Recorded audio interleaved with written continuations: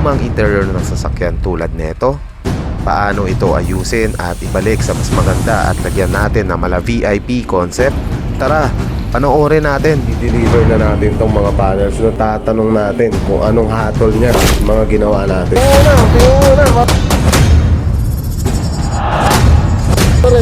Anong masasabi mo kahit ito na muna? So yun guys, welcome back sa ating interior car project. Pakita muna namin sa inyo yung before niya bago natin gawin itong mga lumang interior ng sasakyan. Ayan sa screen. At syempre kung nagbabalak kayong ayusin din yung mga interior ng sasakyan nyo, abay tapusin nyo tong video na to, kaya umpisahan na natin. So yun guys, nakapag-prepare na nga tayo, no? So naliyan na rin natin, nakapag-apply na tayo ng primer, kaya ready na tayo mag-base color. Kaya nag-a-apply tayo ng white base coat. So ang ginagawa natin is ground coat. Dahil hindi po makatawan yung puting kulay guys ha. So kailangan muna natin ponduhan yung mga panels na gagawin natin. At syempre sa mga hindi pa nakakapanood kung paano ito pine-prepare, guys, ilalagay po namin sa comment section yung link ng video para alam nyo kung paano namin pine-prepare yung mga panels na ginagawa namin. So yun guys, basta tayo mag first coat. So ang ginawa ko is ground coat. So hindi ko siya sinolid. Ayan, pa-flash off muna tayong 15 or 20 minutes. Depende po yan sa i-spray nyo, no? Kung makapal ba or manipis. Kung makapal naman, magdagdag po tayo ng flash off. Tsaka i-check nyo din bago nyo siya bugahan kung tuyong-tuyo na ba yung mga panels na mga ginagawa nyo, no? Ang gagawin ko is flash off 15 or 20 minutes. Tayin muna natin matuyo to. Then, second coat tayo. Let's go! Okay guys, nakapag-flash off na nga tayo at ready na tayo mag-apply ng second coat.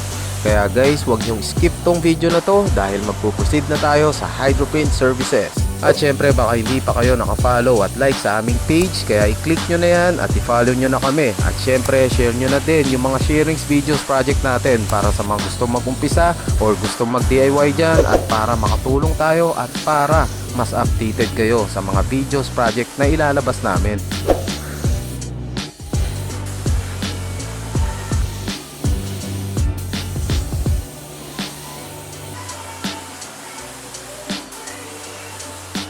So ayan guys, tapos na nga tayo mag-apply ng ating base color at rekta na kaagad tayo sa hydroprint process. So ayan, nag-spray na tayo ng activator para mag-transfer yung design na ipiprint natin. Kaya unahin natin yung kanyang gauge. So ganito lang po i-print yan, dahan-dahan. So guys, kailangan lahat ng panels na ilulubog nyo, dapat lahat malagyan ng design tulad na ito. Ayan. Next panels tayo guys. Ayan, activate muna natin at isunod naman natin yung kanyang center panel. So ganito lang i-print yan guys. So yan, dahan-dahan lang. Yun. So mekos-mekos onte at iangat na nga yan. Third panel tayo guys. Activate muna. So isunod naman natin itong manubela. So guys, hindi ganun kadaling i-print yung mga round type na tulad nito. Pero sana makasunod kayo. Ganito lang i-print yan. Panoorin nyo. So ayan guys, dahan-dahan. Ayan, nakikita nyo sa screen.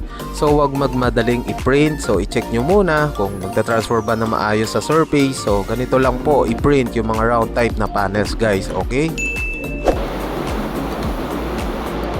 So ayan guys, so bago ko i-date yung pyesa, check nyo muna kasi maliit lang to. So kailangan yung design makikita pa rin kahit maliit lang. Check mo to.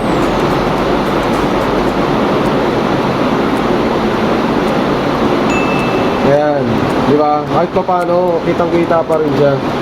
Hindi tayo basta-basta naglulubog kahit maliit yung pyesa. So kailangan nandiyan pa rin details ng design. At tapos na tayo mag-hydroprint process. Rekta na kaagad yung ating high solid clear.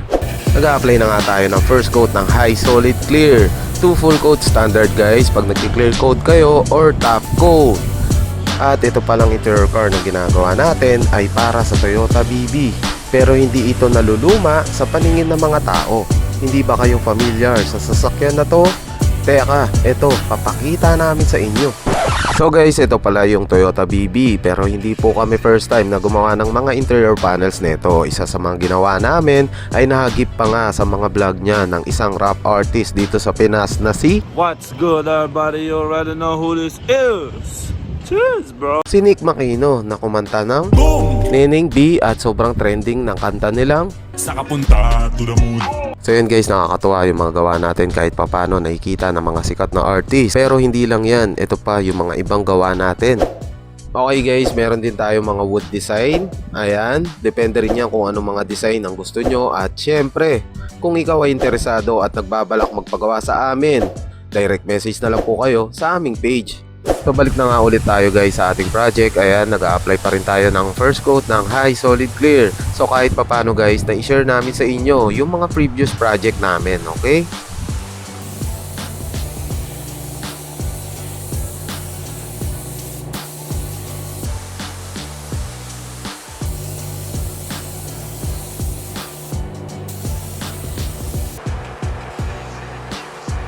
Apply na tayo ng second clear coat. Let's go! At reminder lang guys bago mag-apply ng second coat, siguraduhin po natin na nakapag-flash off po tayo ng 15 or 20 minutes at depende yan sa every coat na ini-spray nyo. So kailangan guys mag-flash off po tayo para mag-evaporate yung first coat na nilagay nyo, alright? At kung may mga question kayo guys sa proseso na ginagawa natin para matulungan namin kayo, syempre rekta agad kayo sa aming page. So, tapos na tayo sa last process. Ayan, sa center panel sa may aircon then monitor. So, mas makinang na siya ngayon guys, no? Ayan. So, nag-apply tayo ng High Solid Clear.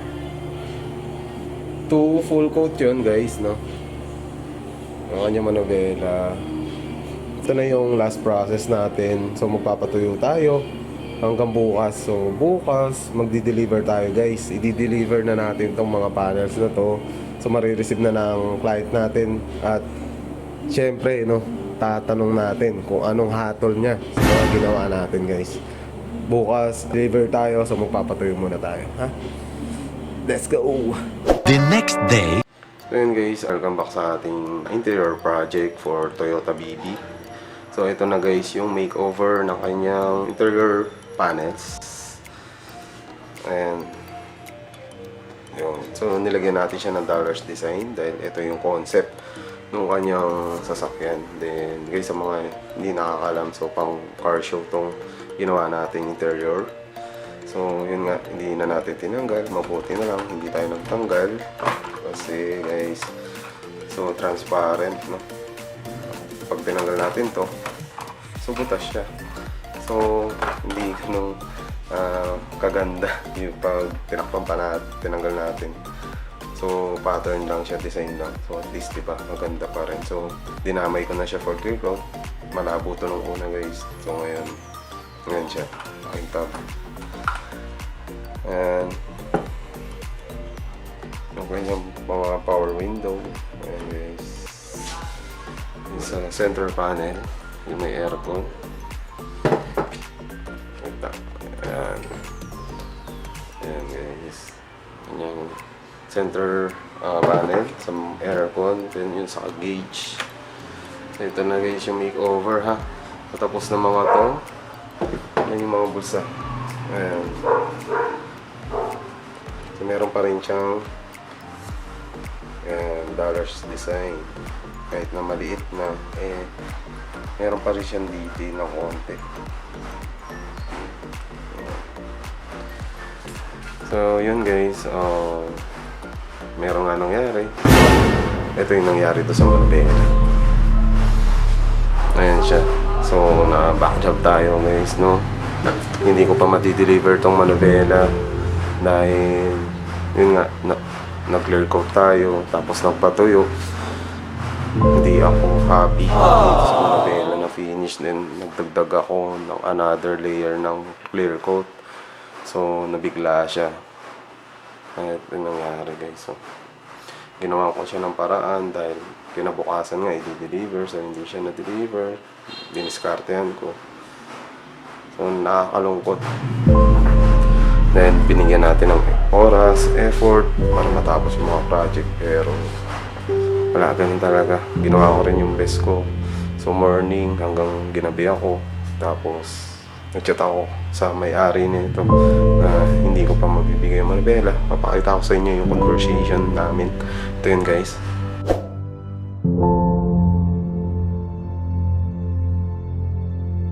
Ito yun, nakakita nyo, buti na lang naiintindihan ng client natin. So So naiintindihan niya yung process. So maraming salamat bro. Pero anong pa man, aral sa atin to. Ito, mga interior na to, i-deliver na natin sa kanya. Tapos to follow na lang yung manobela. So gagawin natin yan, gagawa natin paraan. So yun guys, pasensya na. Hindi tayo perfectong maggawa, marunong lang tayo. So, bibigay natin yung best natin guys para matapos na tong project car natin. Balutin na natin to. So, i-deliver na natin muna tong mga to. Then, to follow yung manabela. Laban tayo guys. Walang sukahan. Let's go!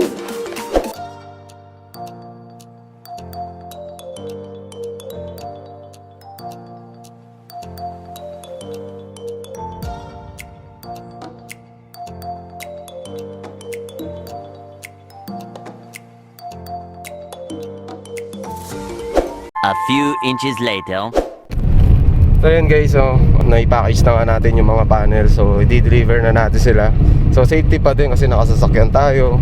So andito yung mga pyesa guys, nasa likod. Ayan, safety na kasama yung batang makulit. Ayan, hi kanak.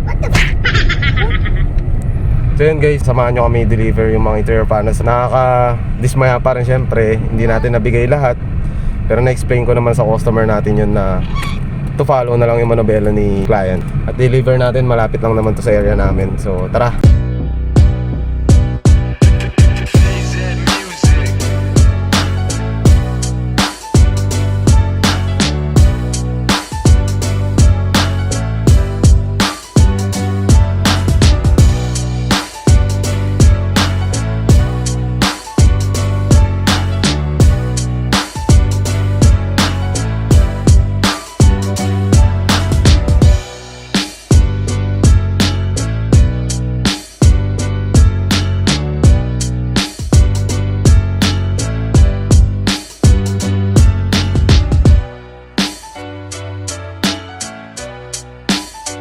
Ayan guys, lapit na tayo.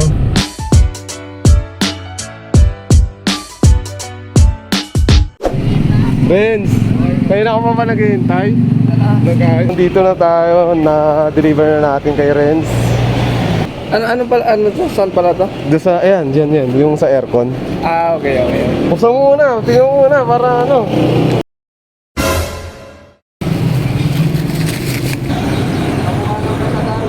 Ano Renz? Anong masasabi mo kahit ito na muna, yung manobela? Okay, sobrang okay nito. Worth it talaga yung bayad mo. Makikita naman sa So si Renz, pa-car show siya, so magta-try siya mag-car show. So good luck bro. O, na sana makita ko sa car show yung BB mo. tatagita bro pag ano. So yun guys, manobela na lang. Siyempre pinakita na natin yung una natin gawa. At least kahit pa paano, meron tayo nabigay kay Renz. Tapos to follow yung manobela.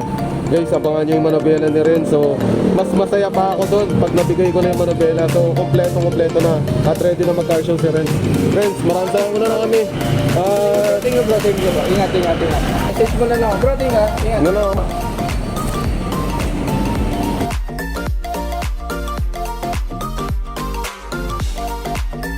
Narinig nyo nga yung owner ng mga interior car. So medyo okay na ako ngayon. Kanina kasi medyo malungkot dahil hindi ko tanggap yung nangyari doon sa manobela. Pero guys, babawi tayo, papagandahin natin lalo yung manobela. Ayoko kasi guys yung trabahong shortcut lang. Hindi tayo nagtatrabaho ganun. Gusto ko mabigay natin yung standard kung anong process na kung paano natin ginagawa, kung paano yung standard na process. So yun guys, gusto ko lang maging loyal sa ating customer. So nag-usap na kami, okay na. So pa-follow up natin yung manobela. Pag nabigay ko na yung manobela guys, doon mas komportable ako at masaya ako na mabibigay ko sa kanya dahil hindi tayo nagtrabaho ng shortcut. So yun lang guys, no, i-vlog ko din yung manobela kung paano natin siya aayusin. So yun guys, punta muna kami ng simbahan. Siyempre church days, Friday dito, mag-attend muna kami ng mass. So church day, then balik tayo sa shop. So tatapusin natin yung project interior car ni Renz. So yun lang guys, no, maraming salamat at paki-like and share ang mga video namin. So kung di pa po kayo nakapag-like at follow sa aming official page, ito yun, JTech Carbon Zone Philippines guys. Sa mga gusto mag-inquire, DM lang po kayan. Abangan nyo yung sa manobela, i-deliver din natin yun. Peace out, maraming salamat.